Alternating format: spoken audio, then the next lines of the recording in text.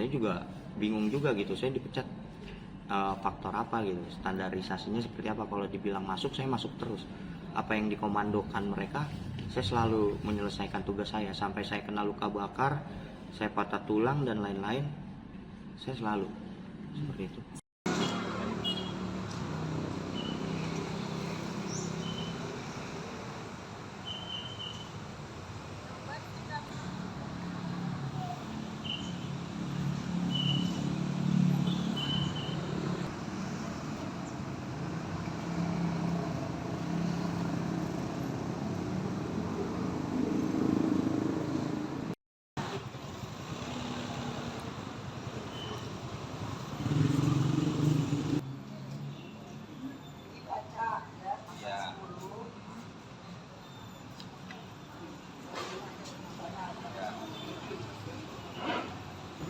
Itu saya nyatakan itu benar bahwa dokumen tersebut dikeluarkan oleh Dinas Pemadam Kebakaran dan Penyelamatan Kota Depok yang ditandatangani oleh pejabat pembuat komitmen bidang PO.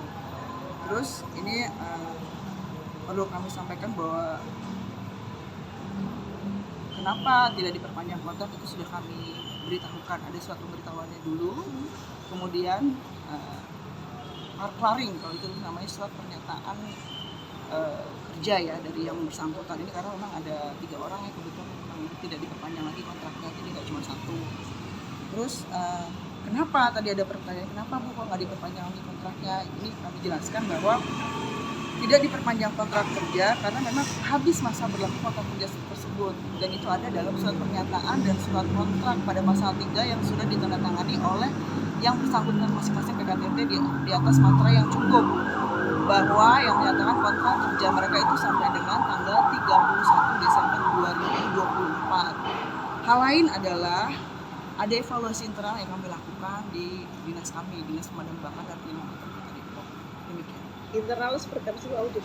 Evaluasinya seperti apa? Semua kerja, ya semua, mungkin kalian juga dievaluasikan. Ini kita ada evaluasi tiap tahunnya, dan itu menyatakan bahwa memang tidak bisa diperpanjang.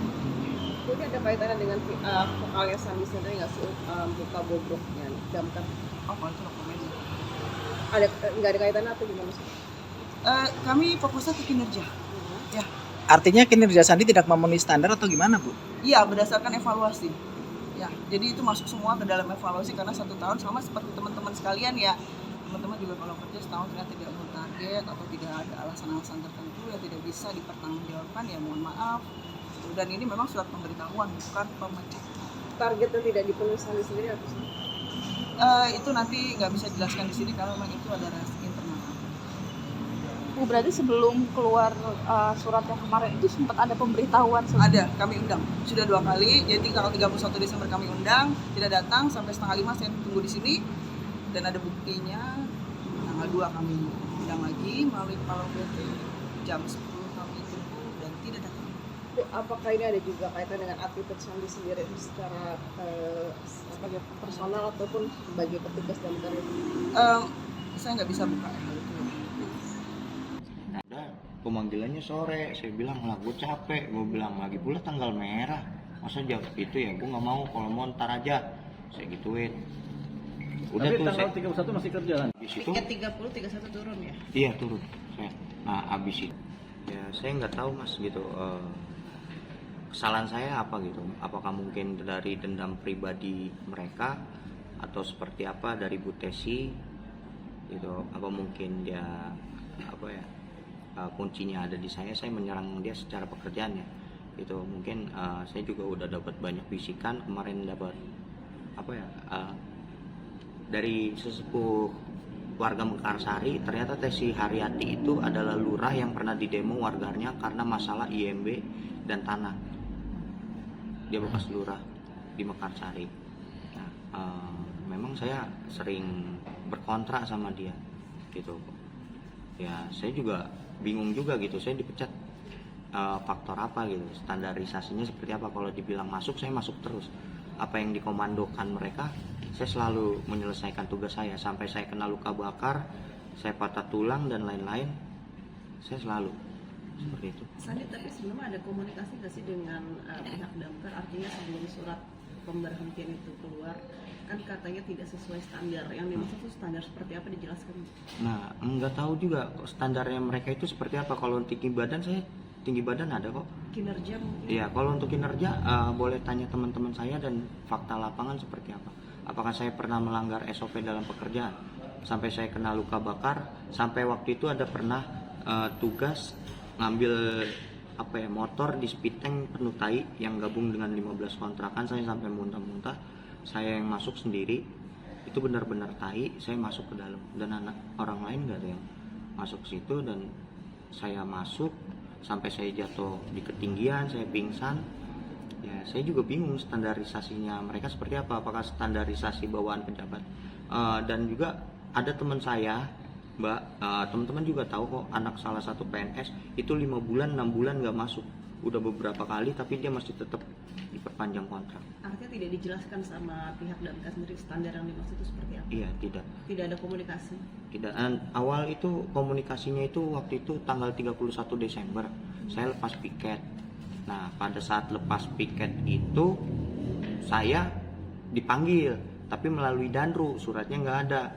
Nah, karena tanggal 31 itu tanggal merah dan saya lepas piket, dan juga saya kalah kocokan ya sama teman-teman tuh, tanggal 31 itu saya ke pasar beli kerang sama beli ayam untuk bakar-bakar 3 grup A, B, C. Selesai sore, San lu dipanggil lagi. Gila, gue habis dari pasar Kramat Jati. Saya bilang ini kan tanggal merah dan gue lepas piket, manggilnya nggak bisa kayak gitu dong. Nah, akhirnya kemarin pada saat katanya udah selesai cuti, saya telepon lah salah seorang kasih, bang gimana, mau ngobrol atau bagaimana, katanya suruh nemuin Bu Tesi. Yaudah, akhirnya kemarin saya ketemuin tuh saudara yang memecat saya, Bu Tesi Ariati. Saya ke Mako, saya tanya-tanya nih, malah ngoper-ngoper ke kepala UPT kemana segala macem.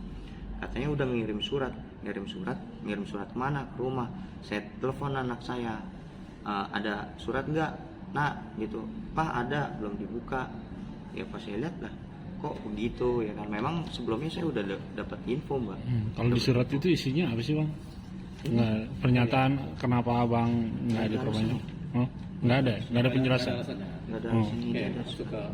Sandi, ada dugaan nggak sih bahwa pemecatan ini memang karena kamu sendiri vokal membongkar dugaan-dugaan kasus yang ada di Damkar? Ya kalau untuk itu ya masyarakat kan nilai sendiri, Mbak. Seperti apa? Mungkin apa saya nggak sesuai standarisasi mereka. Standarisasinya seperti apa sih? Saya kan digaji sama rakyat, gitu. Bahkan kan Bapak Prabowo sendiri ngomong, gitu. Saya bekerja bukan pada pimpinan, saya bekerja pada negara dan rakyat, gitu. Kalau misalnya melenceng dari pekerjaan yang untuk melayani masyarakat, buat apa saya matuin mereka?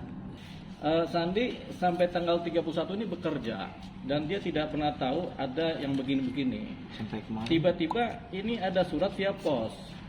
Ini jarang sekali terjadi atau malah tidak pernah terjadi pemberhentian lewat pos. Pos apa nih? Pos tercatat. Begitu. Padahal orangnya ada di kantor. Begitu. Jadi ini adalah kelakuan yang nggak benar dari pimpinannya Sandi Damkar ini. Begitu. Ya. Nah, dia nggak ada peringatan juga, mau diberhentikan atau enggak ada peringatan. Dan satu hal lagi, dia sudah bekerja selama 10 tahun. Selama 10 tahun ini evaluasinya dia baik aja, tiba-tiba tahun ke-10 dia diberhentikan. Ini satu pertanyaan yang rasanya ini bukan persoalan bahwasanya kondit atau kinerja, karena Sandi itu sudah sampaikan dia masuk terus. Kedua, dia juga bekerja ada terus, jarang absen, malah nggak pernah absen kan? Iya kan? Sakit pun saya sakit tetap masuk. Nah, tapi dia diberhentikan. Nah, kemudian Sandi ini termasuk yang vokal membuka semua apa-apa yang kecurangan yang terjadi di dalam Damkar.